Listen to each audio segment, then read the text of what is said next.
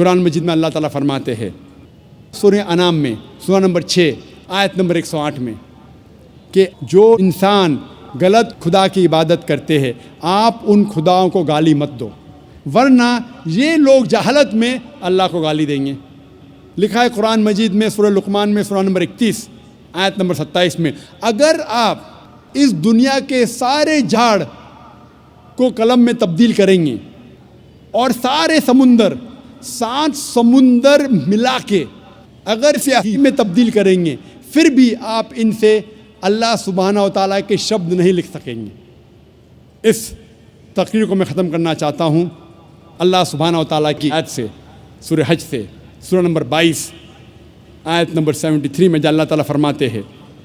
کہ اے لوگو اس بات کو سنو جو کوئی آپ کے مددگار ہے اللہ کے علاوہ اگر یہ سارے اکٹھا ہو گئے ایک مکھی کو بنانے کے لیے پھر بھی یہ لوگ مکھی کو نہیں بنا سکیں گے اور اگر مکھی کوئی کھانا ان سے چھینیں گے تو یہ لوگ اس کھانے کو بھی واپس نہیں لا سکیں گے۔